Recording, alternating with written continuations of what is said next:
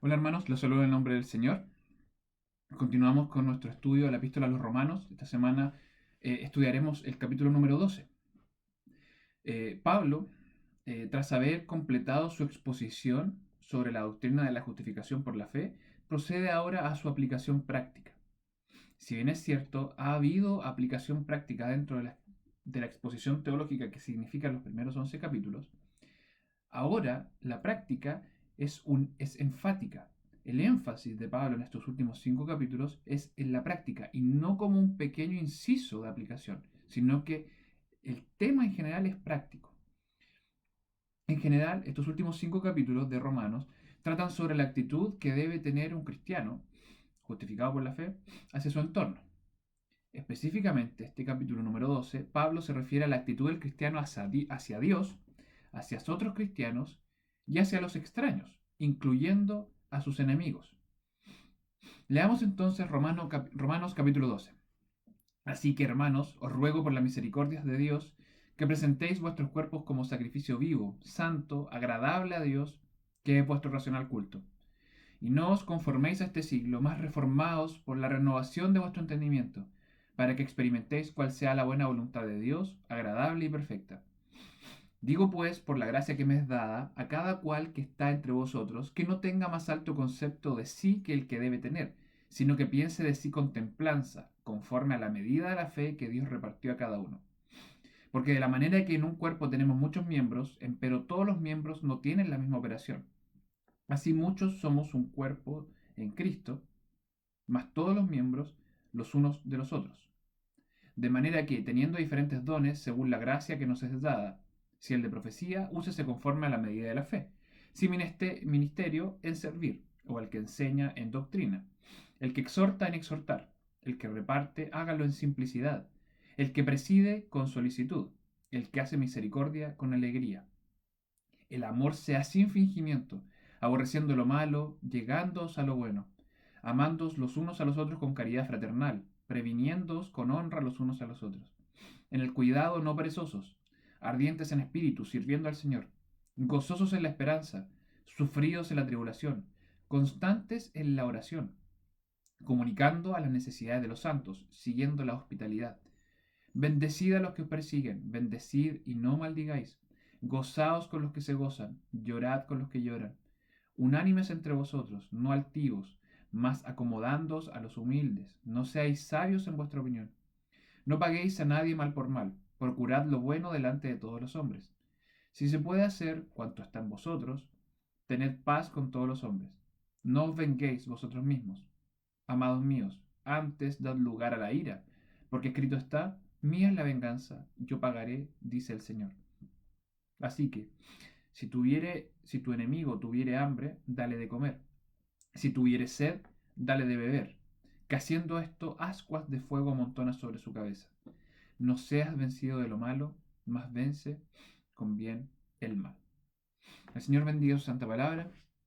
Romanos 12, el inicio de una exposición práctica, podríamos llamar el inicio de una exposición de teología pastoral de estos últimos capítulos de la epístola a los romanos. Comienza así.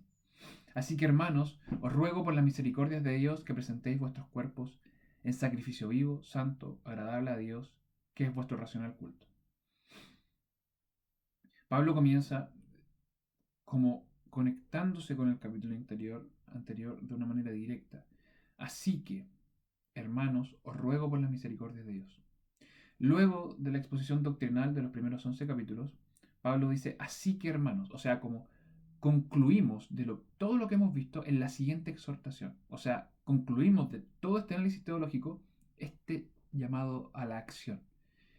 De hecho, les ruego, hermanos, les ruego que concluyan esto a raíz de todo lo que hemos conversado. ¿Qué cosa? Que presentemos nuestros cuerpos, no solo nuestra carne.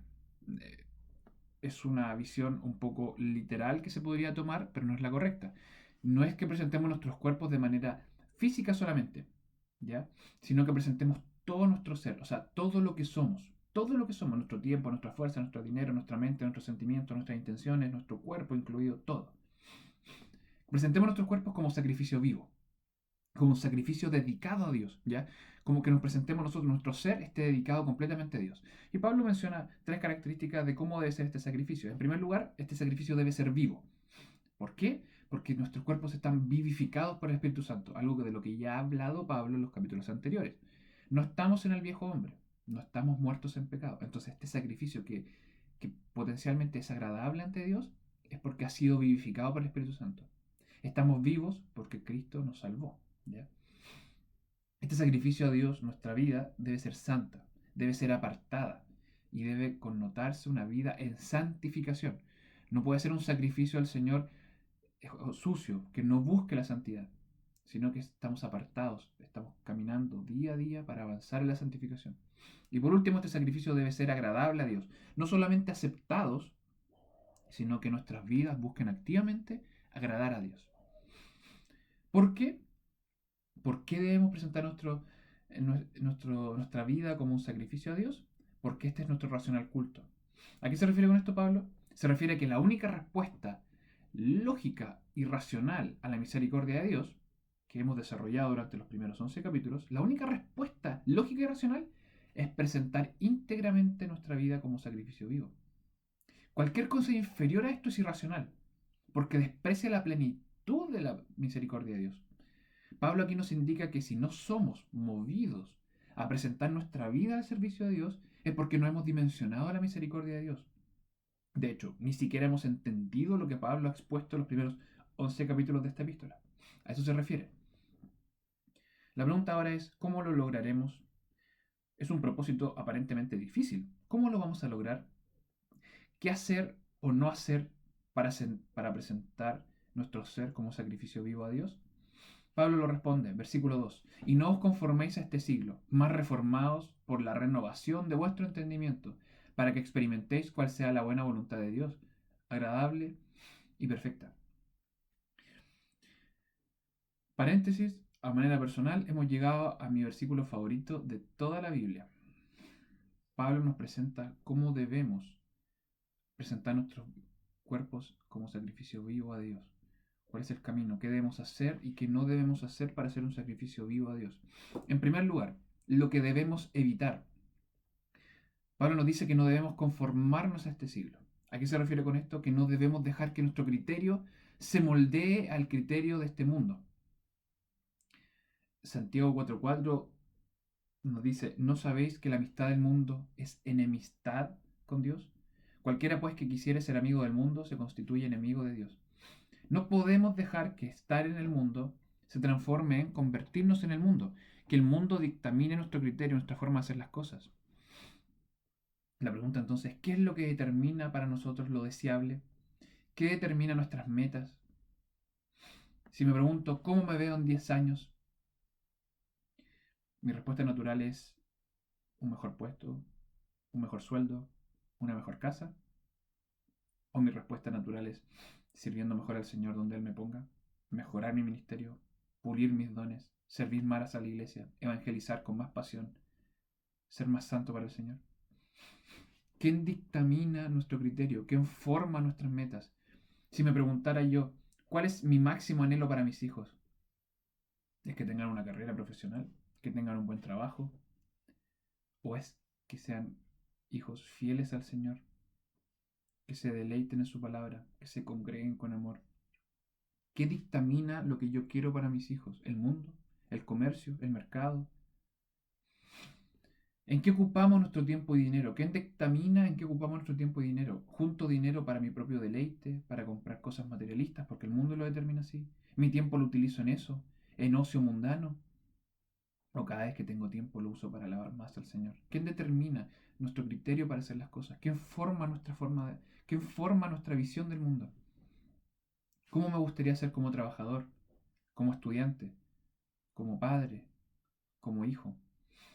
Mis parámetros, mis estándares, ¿quién los pone? Debemos a toda costa evitar que la respuesta a esto sea el mundo. No podemos dejar que nuestro criterio sea moldeado por el mundo. Y Pablo continúa, no solo lo que debemos evitar, sino lo que debemos hacer. En segundo lugar, ¿qué es lo que debemos hacer? Debemos reformarnos por la renovación de nuestra mente. Especial atención a que Pablo dice reformarnos, no moldearnos, ¿ya? Cuando se refería al mundo decía no se dejen moldear por el mundo, ¿ya? Por darse forma. Pero cuando habla de lo que debemos hacer, no es moldearnos, es reformarnos, o sea, no modificarnos, sino que darnos una nueva forma. Porque lo que antes consideramos que era correcto, ahora me doy cuenta que era un afán mundano y que no es lo que Dios quiere. Debe ser una nueva forma. Mi forma de ver el mundo, lo que se llama cosmovisión cristiana, que cada ámbito de mi vida esté determinada por la palabra del Señor. Hay cosas que están clarísimas y hay cosas que requieren un mayor estudio, una mayor devoción al Señor en oración y en humildad. Pero que la palabra del Señor y la voluntad de Dios sea nuestro anhelo. Debemos darle una nueva forma a ver a nuestra visión de las cosas. Mención especial a la utilización de las palabras por parte de Pablo. En primer lugar, este llamado es en un presente continuo, que debemos reformarnos. O sea que debemos seguir en este proceso de una forma continua. Es presente, pero es continua. Debemos seguir en este proceso. No es una cosa de un instante. No es que esta nueva forma se alcance de una vez y para siempre, sino que vamos trabajando. Pablo nos llama a debemos seguir reformándonos. Este cambio es paulatino. También no solamente es un presente continuo, sino que Pablo lo presenta en una voz pasiva. Por así decirlo, debemos dejarnos reformar, donde no somos el protagonista activo, sino que debemos dejarnos reformar, porque esto es una obra del Espíritu Santo. No se refiere a otra cosa sino la santificación progresiva. Debemos avanzar en santificación, que el Espíritu Santo actúe en nuestras vidas para que avancemos. Y en último lugar, no solamente es voz pasiva, sino que está en un modo imperativo, sino que nos llama a la acción, de forma imperativa nos llama. Aun cuando ésta depende del Espíritu Santo, a diferencia de la salvación, la santificación sí requiere de nuestra cooperación. Entonces podríamos traducir esto como déjense transformar. Nosotros no nos transformamos a nosotros mismos, lo realiza la obra del Espíritu Santo, pero el llamado es imperativo. Hermanos, déjense seguir transformando. Dejen que el Espíritu Santo siga su obra. A eso se refiere.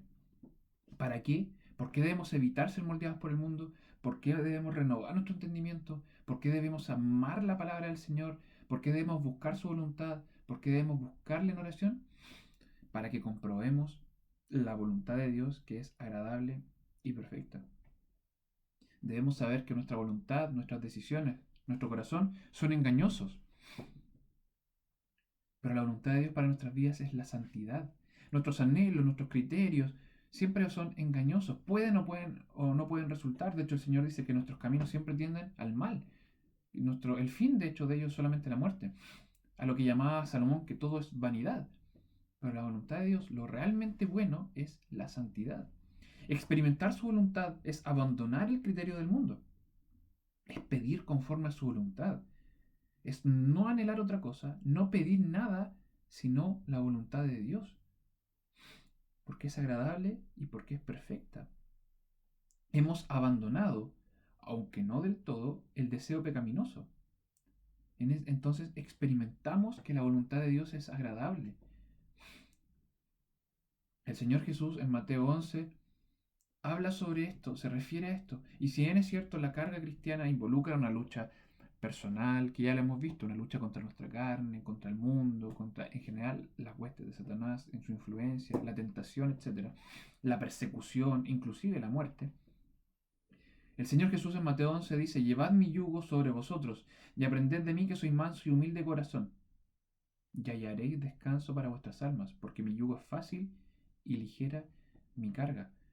Porque aun cuando involucra un yugo, aun cuando involucra ser cristiano, involucra sacrificio, cuando experimentamos la voluntad de Dios, representada por aquí el Señor en llevar su carga, o sea, en imitarlo a Él, la imagen de Cristo, hallamos que la voluntad de Dios es agradable y es perfecta.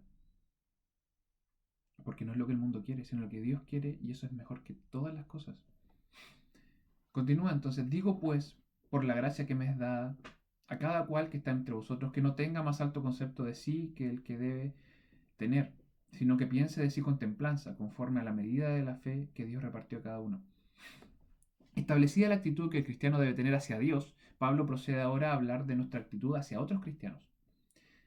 A medida que van reformándose y van renovando su entendimiento, comprenderán que la voluntad de Dios hacia sus hermanos es esta. A eso se refiere Pablo. Por eso introduce con nuestra visión hacia Dios, nuestra actitud hacia Dios, y concluyendo en eso, a raíz de eso, es que comprendemos nuestra actitud que debemos tener hacia nuestros hermanos.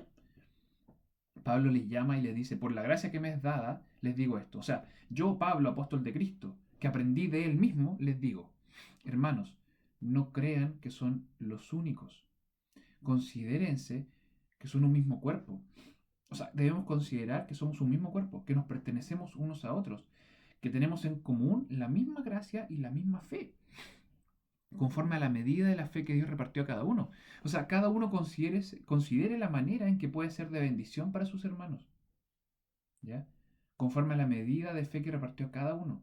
¿En qué forma podemos ser de bendición para nuestros hermanos? Para la iglesia en general, a través del don que Dios nos repartió a cada uno. Porque de la manera que en un cuerpo tenemos muchos miembros, pero todos los miembros no tienen la misma operación. Así muchos somos, así muchos somos un cuerpo en Cristo, más todos los miembros los unos de los otros. En general, la imagen de los miembros del cuerpo es una herramienta recurrente en Pablo. La utilizó varias veces en su primera epístola a los Corintios, la utilizó también en la epístola a los Colosenses, a los Efesios. Pablo transversalmente sostiene la importancia de la interdependencia mutua, de depender los hermanos los unos a los otros y al mismo tiempo todos depender de Cristo. Por eso utiliza el ejemplo del cuerpo.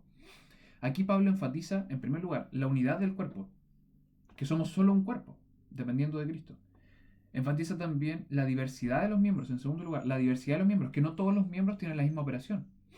Y a raíz de esto, enfatiza en tercer lugar, la necesidad mutua de los miembros. Somos de Cristo, pero también somos unos de otros. Porque como no todos tenemos la misma función, dependemos los unos de los otros. Y para ser un solo cuerpo, nos pertenecemos los unos a los otros. Pablo ahora entonces procede a ejemplificar las distintas operaciones de los miembros. Versículos 6 al 8. De manera que teniendo diferentes dones según la gracia que nos es dada, si el de profecía, úsese conforme a la medida de la fe. Si ministerio, en servir, o el que enseña, en doctrina, el que exhorta, en exhortar, el que reparte, hágalo en simplicidad, el que preside, con solicitud, el que hace misericordia, con alegría. Para comprender esta ejemplificación de Pablo, en primer lugar debemos diferenciar, bíblicamente hablando, entre ministerios y dones. Con ministerio nos referimos a las áreas de trabajo divinamente ordenadas por Dios, ¿ya? Algunas vigentes al día de hoy, otras cesaron en los tiempos bíblicos. ¿Dónde encontramos esto? En dos partes. Y ahora vamos a utilizar una que tiene un poco menos categorías, un poco de menos categoría. Hay otra cita que se explaya un poco en esto, que es Efesios 4:11. Ministerios de apóstoles, no vigentes, profetas, no vigentes, evangelistas, pastores y doctores. Hay otra lista que también añade el diaconato, los diáconos, ¿ya? Esos son los ministerios divinamente ordenados. Por otro lado, con dones nos referimos a la repartición de funciones y la capacidad de ejercerlos que Dios ha dado a cada uno. No solo a los ministros divinamente ordenados, sino que a cada cristiano. Entonces, ejemplificando, el que profetiza. La profecía en general, el profetizar, es un don especial de revelación. En tiempos bíblicos se refería a un don, a una revelación especial del Espíritu Santo. A día de hoy, cesado este don, se refiere a entender las escrituras y explicarlas con maestría. Lo vamos a explicar más adelante, el don de ser maestro. Es importante entender que no hay que limitar este don a visiones futuras, ¿ya? Sino que es una revelación especial del Espíritu Santo, o a día de hoy entender y aplicar con maestría las escrituras. El que lo hace, hágalo conforme a la medida de la fe, entendiendo de que la iluminación dada por el Espíritu Santo no puede entrar en conflicto con la revelación específica, con la Biblia. Ya sean tiempos bíblicos, una revelación especial del Espíritu Santo, o ya sean tiempos actuales, que es interpretar y explicar las escrituras, esto nunca puede estar en contra de lo que dice la Biblia, ¿ya? Nunca. En los tiempos bíblicos, quien recibía una revelación del Espíritu Santo no podía esa revelación estar en contra de las Sagradas Escrituras. A día de hoy, nadie puede tener una interpretación bíblica que contradiga lo que dicen las Escrituras. ¿Ya? Lo dice Pablo, si cualquiera que venga, inclusive un ángel, inclusive un pastor, quien sea, y enseña un evangelio, maldito, ¿ya? Por otro lugar, el que ministra, o sea, el que realiza un servicio práctico, literalmente, ministrar un verbo de realización de un servicio práctico. ¿Quién es? Es el ministerio de los diáconos, ya lo que también se le llama el ministerio eclesiástico de la misericordia. El que ministra, hágalo en servir. O sea, este don de Dios de la prudencia y abnegación en el servicio práctico a la iglesia, debe utilizarlo en servir, debe utilizar su don en ser útil, en ser diligente. El que enseña, a diferencia del don de profecía, que ha desaparecido, el don de la maestría existía en tiempos bíblicos y permanece al día de hoy. O sea, Pablo se refiere aquí al que se dedica mediante su don a estudiar las escrituras con todas las herramientas posibles, multiplicando diariamente su don con abnegación, humildad y esfuerzo. Este maestro, el que enseñe en doctrina, no una acumulación egoísta de estudio bíblico, no una fe vacía sin obras, sino que compartirla para el crecimiento de la iglesia. El que exhorta. Una extensión de otros dones es el de la exhortación. Exhortar es pasar de la exposición a la práctica. Exhortar es enseñar cómo aplicar la doctrina a la vida. Pastores y ancianos son llamados a la exhortación. Por otro lado, el maestro enseña eficazmente, pero no necesariamente cuenta con el don de exhortar, ¿ya? El que exhorte. O sea, que recuerde que su don es para edificar y para animar a la iglesia. El que reparte. El que contribuye a las necesidades de otros. Ya a eso se refiere el que reparte, o sea, el que contribuye a las necesidades de otros. Que a diferencia de los diáconos, cuyo ministerio es general a nivel de iglesia, este don se encarga de la benevolencia personal. No es organizado a nivel eclesiástico, no es un ministerio como tal, pero es un don específico, ¿ya? El que es benevolente de manera personal. El que tiene ese don, hágalo con simplicidad, o sea, sin motivos ocultos, hágalo de corazón. Como penúltimo, Pablo dice, el que preside, o sea, el que ejerce liderazgo. ¿Quiénes son? Presbíteros y ancianos. Estos háganlo con solicitud, o sea, con diligencia. Debido a la pesada carga que significa este don, Pablo los llama a no rehuir de su responsabilidad. Recuerden que aunque es una carga pesada, háganlo y sean prestos a hacerlo, no rehuyan de ella. Y por último lugar, a modo de ejemplo, Pablo menciona el que hace misericordia. O sea, el que demuestra su misericordia. ¿Ya? El que visita enfermos, el que escucha al triste, el que acompaña en momentos difíciles. ¿Qué debe hacer este? Hágalo con alegría. O sea, si usted lo hace, hágalo con gozo. Sírvale al que le está visitando. No ande con una cara de lamento.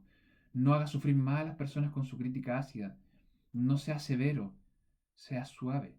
Como decía Salomón en Proverbios 17, el corazón alegre constituye buen remedio, mas el espíritu triste seca los huesos.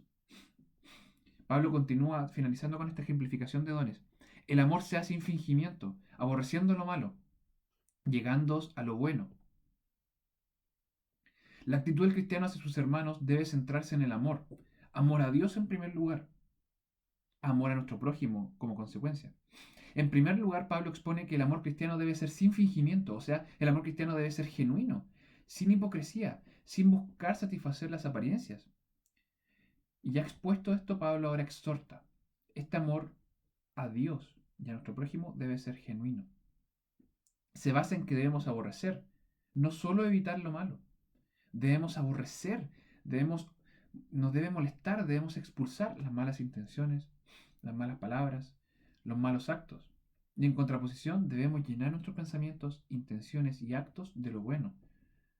Pablo le escribe esto a los filipenses en el capítulo 4 y les dice, por lo demás, hermanos, todo lo que es verdadero, todo lo honesto, todo lo justo, todo lo puro, todo lo amable, todo lo que es de buen nombre, si hay virtud alguna, si hay algo digno de alabanza, en esto pensad, ¿ya? Debemos aborrecer lo malo, sino que abrazar lo bueno, llenarnos de lo bueno. Amándoos los unos a los otros con caridad fraternal, previniéndoos con honra los unos a los otros. Amarnos los unos a los otros, o sea, amarnos de forma literal, el significado de esta palabra, amarnos de manera dedicada, de manera tiernamente afectuosa.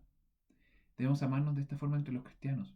En cierta medida debemos incluso amar a nuestros enemigos, pero este amor espiritual, afectuoso, comprensivo, de hecho, fraternal, se reserva para el círculo íntimo que significa ser hermanos en Cristo.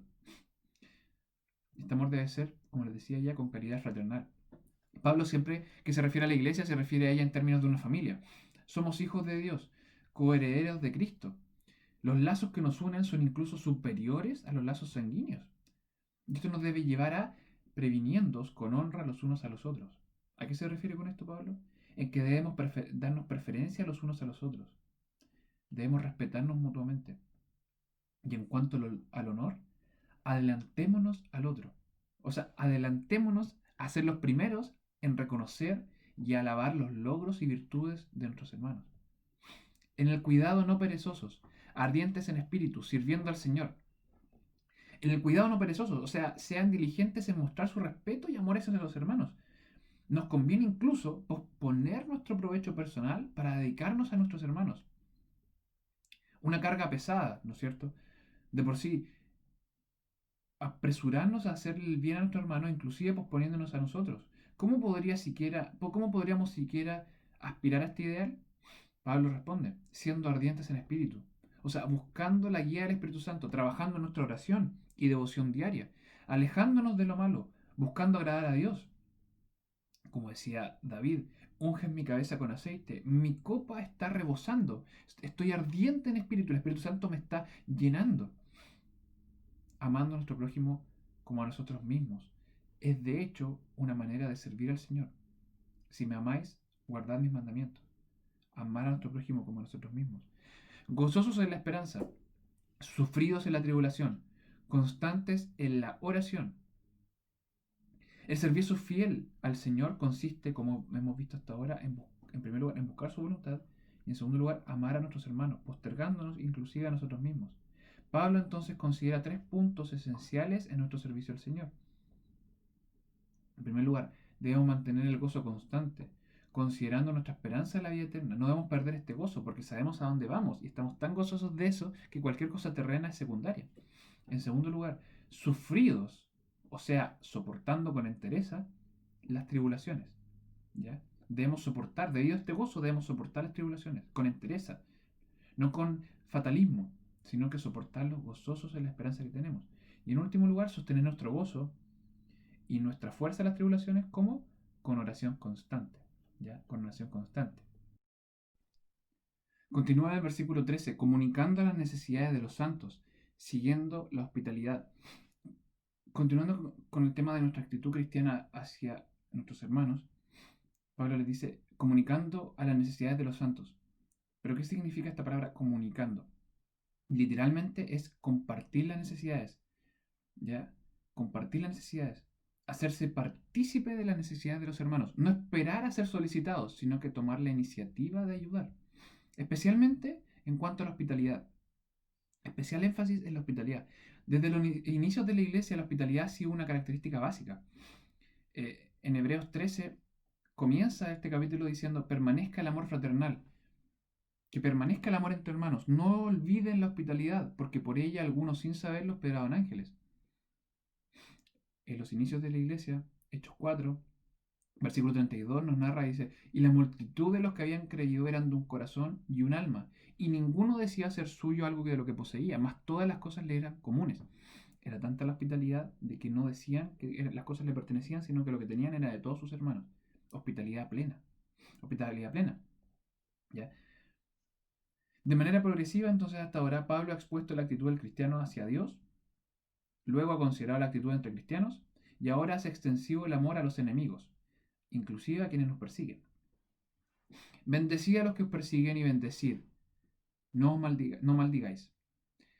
Esto no es otra cosa sino el eco de las palabras del mismo Jesucristo. Mateo 5:44. Oísteis que fue dicho, amarás a tu prójimo y aborrecerás a tu enemigo. Pero yo os digo, amad a vuestros enemigos, bendecid a los que os maldicen, haced bien a los que os aborrecen, y orad por los que os ultrajan y os persiguen. Pablo entonces hace eco de su Señor, diciendo lo mismo. Y Pablo agrega, enfatizándolo aún más, bendecid y no maldigáis. Muchas veces nos contentamos con no ser vengativos, pero nos llenamos de sentimientos negativos, maldiciendo inclusive. Debemos entonces recordar las palabras de Cristo, que sinceramente y de todo corazón le dice, Padre, perdónalos, porque no saben lo que hacen. Sin un espíritu vengativo, sin maldecir, al contrario, bendiciéndolos, rogándole por la misericordia de Dios para ellos, intercediendo por ellos. Pablo continúa entonces: gozaos con los que se gozan, llorad con los que lloran. Si amamos a nuestro prójimo como a nosotros mismos, eh, la virtud de la empatía debería ser entonces natural a todo cristiano. Ser capaz de sentir lo que otro siente, no velando por lo mío solamente, sino que por el resto. Sentir el gozo del que está experimentando gozo. Alegrarme como si fuese mi alegría. Sentir, sentir tristeza del que llora, como si fuesen nuestras propias lágrimas. Ese es el sentimiento que nos debería inundar como hermanos en Cristo. Unánimes entre vosotros, no altivos, mas acomodándoos a los humildes. No seáis sabios en vuestra opinión. Pablo entonces nos llama nuevamente a ser unánimes entre nosotros. Recordamos entonces la oración de Cristo por nosotros. Dice: la gloria, hablando del Padre, la gloria que me diste yo les he dado, para que sean uno, así como nosotros somos uno. Pablo nos llama a mantener la unidad, sobre todo en lo que respecta al testimonio a los no creyentes. Mantener una unidad, que los problemas, de hecho, los apóstoles hacen mención enfática en cómo es la disciplina eclesiástica, los problemas cómo se deben solucionar, porque debemos mantener la unidad, sobre todo en cuanto respecta al mundo. Para ser unánimes es necesario que toda altivez, toda idea de altivez, toda idea de soberbia, toda idea de sentirse superior a otro hermano sea quitada. Pablo le escribe a los filipenses en el capítulo 2 y les dice: completad mi gozo sintiendo lo mismo, teniendo el mismo amor, unánimes, sintiendo una misma cosa. Nada hagáis por contienda, nada hagáis por contienda o por vanagloria, antes bien con humildad, estimando cada uno a los demás como superiores a él mismo. Agrega Pablo: no paguéis a nadie mal por mal, procurad lo bueno delante de todos los hombres. En sí, el espíritu vengativo no puede ser parte de un corazón cristiano que genuinamente anhela santidad. Este espíritu vengativo no es parte de un espíritu cristiano que avanza en santidad. Enfáticamente los apóstoles del Nuevo Testamento lo han dicho. Pablo a los tesalonicenses: mirad que ninguno dé a otro mal por mal, antes seguid lo bueno siempre los unos con los otros y para con todos. Pablo también a los corintios: nos maldicen y bendecimos. Nos persiguen y soportamos la persecución. Nos difaman y no nos ofendemos. De hecho, Pedro señala, no volviendo mal por mal ni maldición por maldición, sino antes por el contrario, bendiciendo. Cristo mismo se refiere al deseo de venganza personal y les dice: oísteis que fue dicho a los antiguos ojo por ojo y diente por diente, refiriéndose a la justicia, la justicia de las autoridades, ¿ya? Pero yo les digo, no resistáis al mal, antes a cualquiera que te hiriere en tu mejilla diestra, vuélvele también la otra. Y al que quisiere ponerte a pleito y tomarte tu ropa, déjale también la capa. Y a cualquiera que te cargare por una milla, ve con él dos. Al que te pidiere, dale. Y al que quisiere tomar de ti prestado, no se lo rehuses. El espíritu vengativo no puede ser parte de nosotros, aun cuando no concretemos nuestra venganza, no podemos tener un sentimiento de venganza hacia quienes nos hacen mal. Más aún, debemos siempre buscar que nuestra vida no dé mal testimonio a nadie. Pablo le escribía a los Corintios en el capítulo 10: si pues coméis o bebéis o hacéis otra cosa, hacedlo todo para la gloria de Dios. No seáis tropiezo ni a judíos ni a gentiles, ni a la iglesia de Dios. Un espíritu vengativo da un pésimo testimonio, porque si nosotros fuimos perdonados por Jesucristo, ¿cómo nosotros no somos capaces de perdonar genuinamente? Continuando con esta misma idea, Pablo agrega: si se puede hacer cuanto está en vosotros, tened paz con todos los hombres. La paz en un mundo de impiedad debería ser el símbolo de todo cristiano, porque servimos a un Dios de paz. Cristo mismo es el dador de paz. Predicamos el Evangelio de paz y somos llamados a ser pacificadores. Entonces la paz debería ser un símbolo de todo cristiano, pero con algunas reservas que menciona aquí Pablo. En primer lugar, si se puede hacer. Si se puede hacer. Hebreos 12:14 dice: seguid la paz con todos y la santidad sin la cual nadie verá al Señor.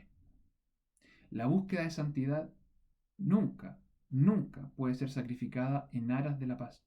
Nunca por mantener la paz podemos renunciar a la búsqueda de santidad y pureza, tanto personalmente como a nivel eclesiástico. Nunca.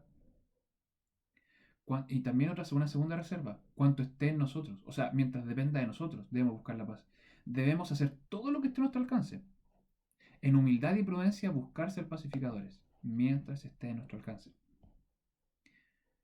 No os venguéis vosotros mismos, versículo 19, amados míos, antes dar lugar a la ira, porque escrito está, mía es la venganza, yo pagaré, dice el Señor. No os venguéis. Nuevamente, este llamado se ha repetido 4 veces durante este capítulo, solo que expresado de maneras ligeramente distintas.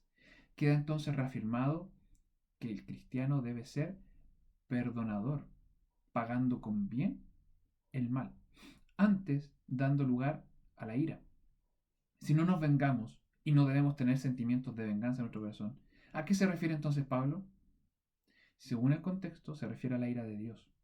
De hecho, lo reafirma con la cita a Deuteronomio. Mía es la venganza, dice el Señor, yo pagaré.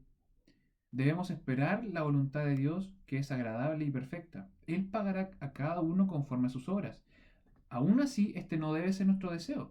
Debemos confiar en su voluntad, pero más aún, rogar como Cristo, por la misericordia de Dios hacia nuestros enemigos.